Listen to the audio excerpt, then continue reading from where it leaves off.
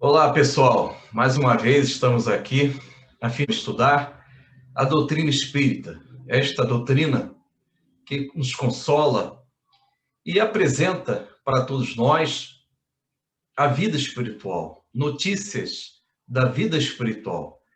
Então vamos iniciar o nosso estudo.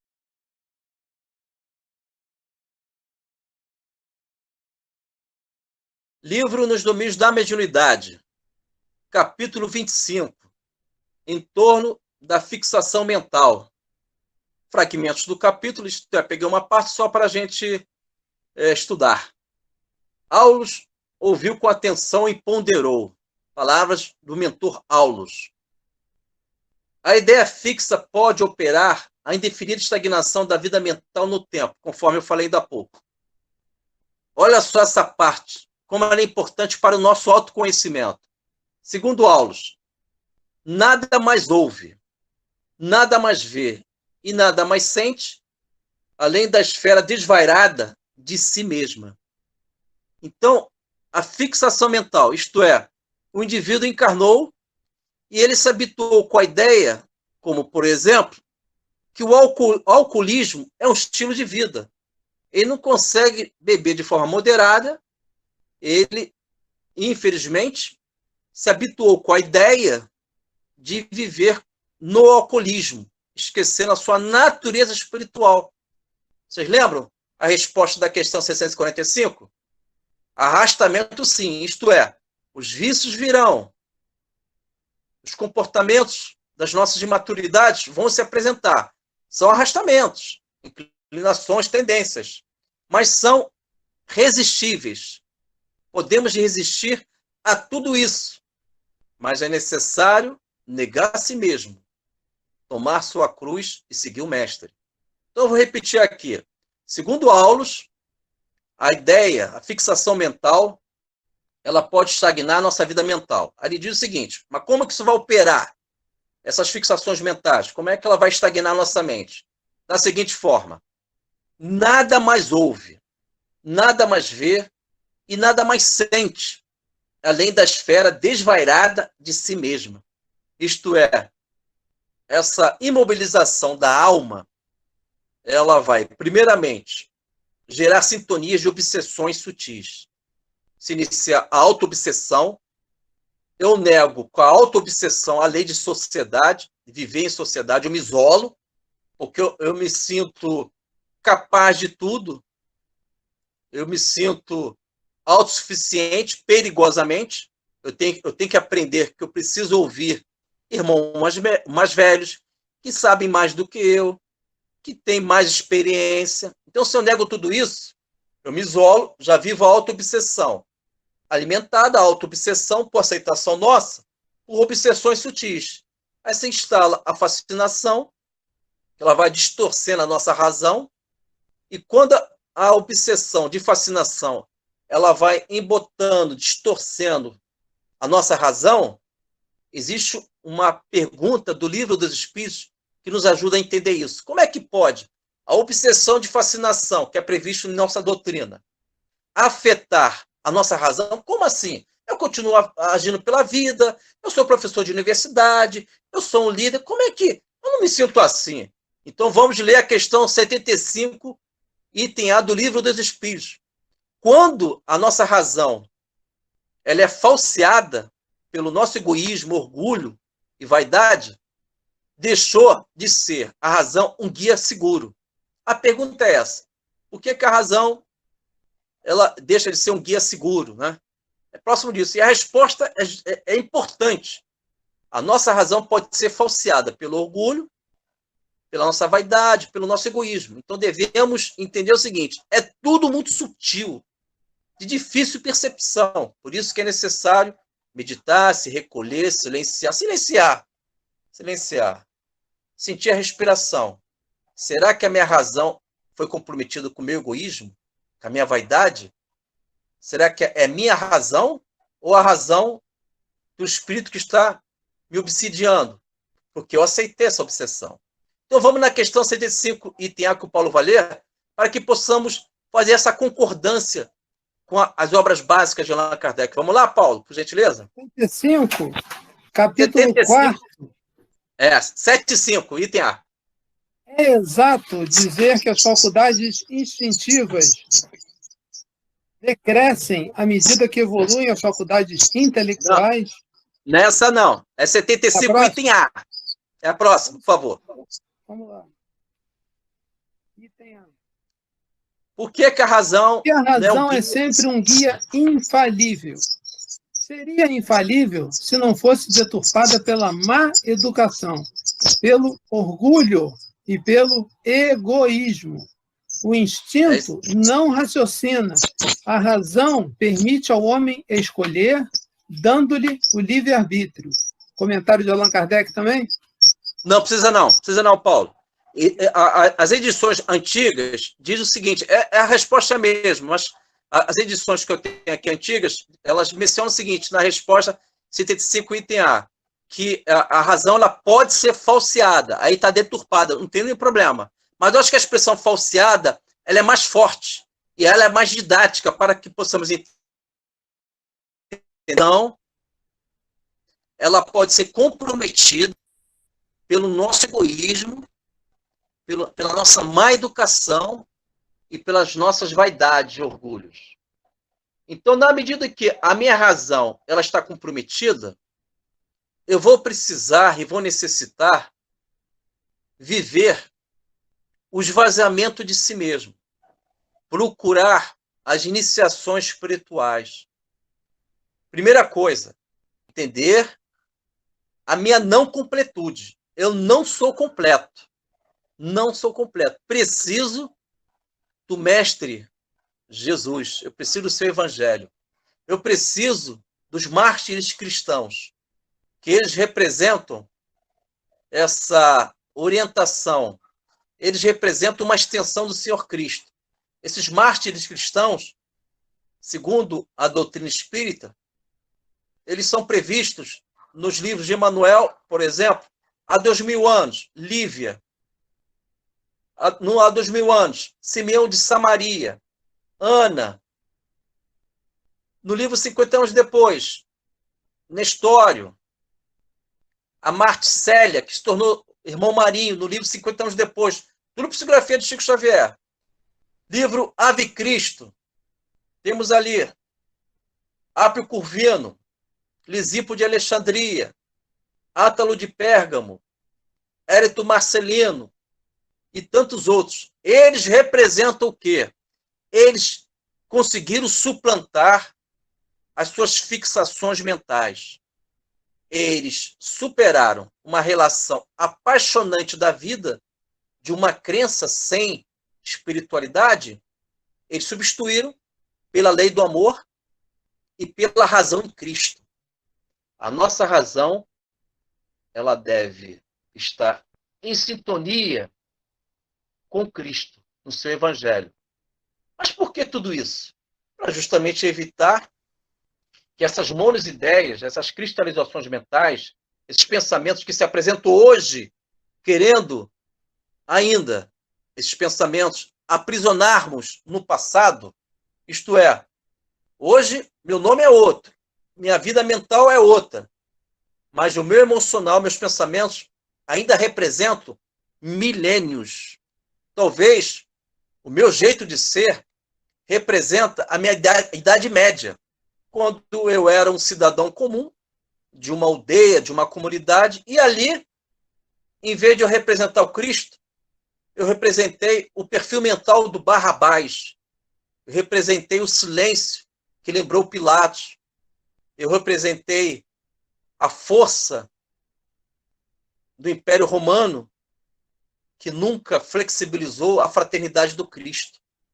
Então, esse nosso passado de milênios são campos de ideias que hoje tentam estagnar, tentam paralisar, anestesiar a nossa mente. Então, irmãos, há um exemplo muito claro. Quem puder, leiam este capítulo, que eu vou convidar os amigos. Esse capítulo, ele é, para o autoconhecimento, na série André Luiz, importantíssimo. para quem deseja se autolibertar, se conhecer, lê esse capítulo. Livro Ação Reação, capítulo Débito Estacionário. Débito Estacionário. Livro Ação Reação. Fala a respeito de um personagem chamado Sabino e Poliana. São dois personagens, mãe e filho. Poliana e Sabino, em vidas passadas, talvez há 4 séculos, eles viveram como nobres. Sabino foi fidalgo, abusou de tudo, vocês nem imaginam. Pra vocês terem uma ideia, André Luiz, nesse capítulo do livro Ação-Reação, Débito Estacionário, André Luiz, com a sua vidência no mundo espiritual, observa o perispírito de Sabino, que está encarnado juntamente com Poliana. Ambos os perispíritos estão sangrando. Você sabe o que significa isso? Esse sangramento constante no perispírito de cada um deles. Eles mataram em vidas passadas, foram nobres, tinham posses, riquezas e servos. Eles usurparam vidas em suas nobrezas, em seus palácios, e esses atos foram fixando no seu perispírito o histórico, os acontecimentos que o perispírito é o arquivo vivo. Ninguém escapa dessa realidade. E está lá sangrando o perispírito de cada um deles. As mãos saíam sangue, segundo André Luiz. E Sabino, curiosamente, apareceu uma imagem aqui. Um momento só. Beleza, vou embora a imagem aqui. O perispírito, então, é o Serasa espiritual? Oi? O perispírito é o Serasa espiritual? É isso aí. Serasa espiritual, perfeito. É o Serasa espiritual. E aí o que acontece? Na realidade, o Sabino, segundo André Luiz, narrando esse capítulo Débito Estacionário do livro Ação-Reação, Psicografia de Chico, o Sabino, ele reencarna em nosso país como indigente, a mãe Poliana acompanha o seu filho, e o Sabino é um espírito monstruoso, anão, com uma deformidade no seu crânio, e ele vive na indigência em nosso país, lamentavelmente. Né? E só que o Sabino não se via dessa forma, em plena encarnação. Ele se via fidalgo, nobre. Então, nem a própria encarnação com a terapia do esquecimento, com o manto do esquecimento, superou essa fixação mental do Sabino de vidas passadas. Ele se via, irmãos e irmãs, ele se via como fidalgo, nobre, em plena encarnação que ele era anão deformado, com problemas orgânicos, e ele vivia naquelas condições. Então, a fixação mental, a ideia fixa, a cristalização mental, ela também bloqueia a possibilidade de um novo ser, quando nós permitimos. Se nós nos fixamos, por isso que a rigidez de caráter é um perigo, tomem cuidado. Nós devemos ter, primeiramente, claro, um campo de ideias em que a luz se faz presente, princípios, buscarmos autolibertação, mas não confundir isso com rigidez de caráter. Nós vivemos algumas atitudes muito rígidas em que nós não cedemos para conciliar, nós não perdoamos, nós não estabelecemos diálogos. Em vez de debater, criamos um embate. Então, criamos um problema sério aqueles que se encontram, que estão gravitando em torno da gente. Por quê? Porque nós escolhemos a rigidez do caráter. Rigidez do caráter, o que significa isso? Fixação de ideias do passado. E elas vão se apresentando em diversos níveis. A nossa forma de ser.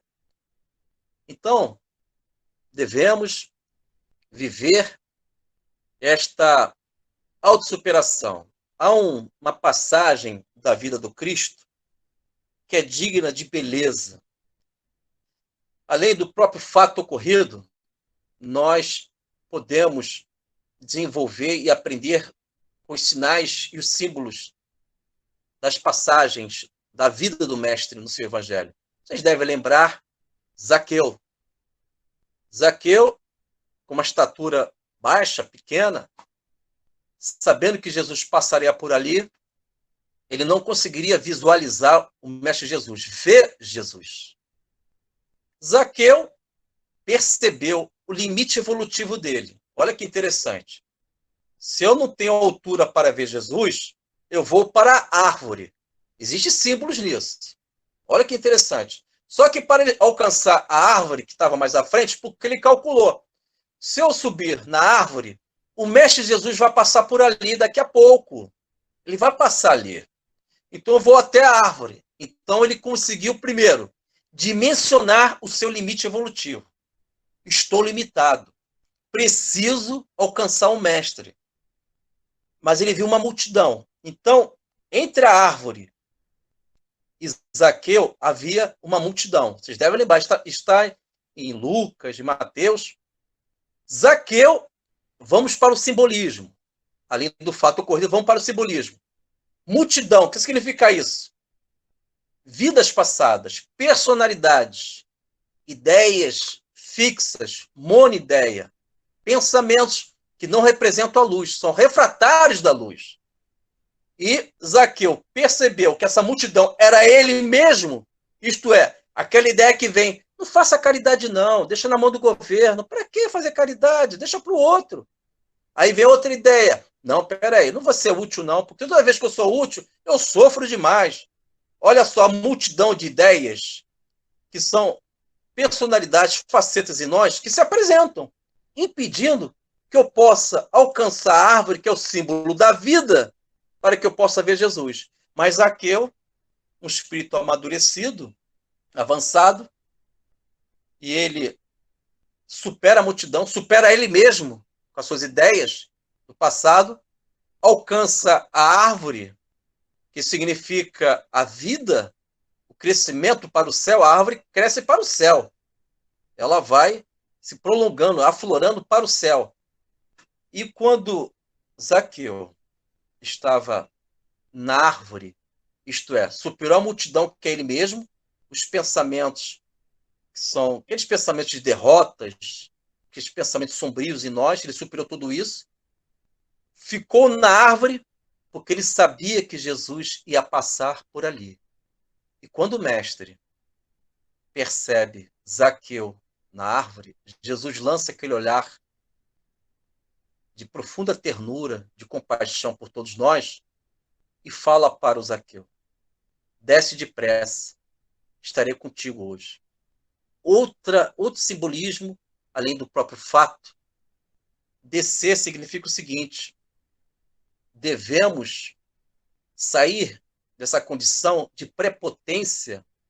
Muitas vezes vivemos nos achando além daquilo que realmente somos. O que realmente somos, às vezes, é encantador. Viver a bem-aventurança de Jesus, da humildade, por exemplo, é encantador, porque você se reconhece o necessitado e você se reconhece aquele que tem um Deus que vai lhe orientar nos momentos necessários em sua vida. Então, irmãos, já indo para o final, vamos fazer como Zaqueu. Vamos agir como Zaqueu. Se há uma multidão de pessimismo, eu não digo o mundo externo, não, porque o mundo externo, o planeta é prova e expiação. Planeta de provas e expiações, o mal predomina. Está lá, Allan Kardec no Evangelho segundo o Espiritismo.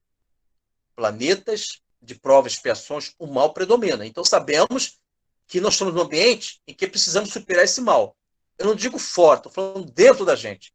Se existe uma multidão de pensamentos sombrios, derrotas, uma ausência de gratidão pela vida, vamos superar para que possamos alcançar a árvore da vida, e nesta árvore da vida estará presente e vai passar por ali o nosso mestre, o amigo de todas as horas. Então, irmãos, a ideia fixa, a monoideia, a cristalização mental, elas são superadas, suplantadas com a reforma íntima.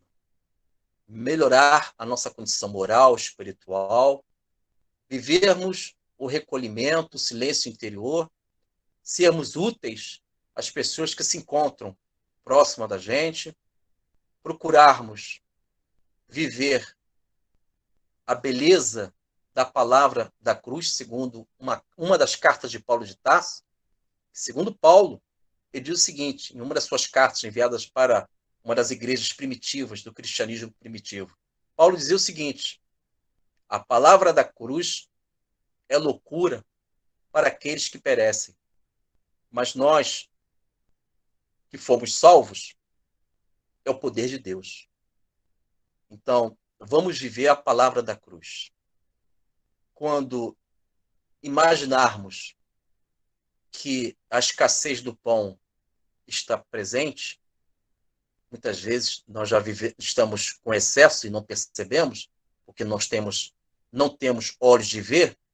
Então, quando a escassez do pão, quando a ingratidão dos nossos afetos se apresentarem para cada um de nós, quando o deserto da vida nos tocar o seu calor, o sol ardente do meio-dia, vamos lembrar que em Cristo, estes amargos, o amargo da vida, em Cristo, torna-se doce. No deserto, com Cristo, há um oásis. E na tempestade, por pior que possamos cogitar, há sempre um refúgio, uma choupana, uma cabana, que nós podemos nos recolher naquela noite escura da nossa vida, aquela noite de poucas estrelas, e podemos nos recolher naquele ambiente, pensando em Cristo, pensando em Deus, e procurando mentalmente aguardar dias melhores. Lembrando sempre que o pior que a noite se apresente com a sua escuridão, devemos lembrar que ao amanhecer o sol se apresenta radiante, confortante e tudo clareando.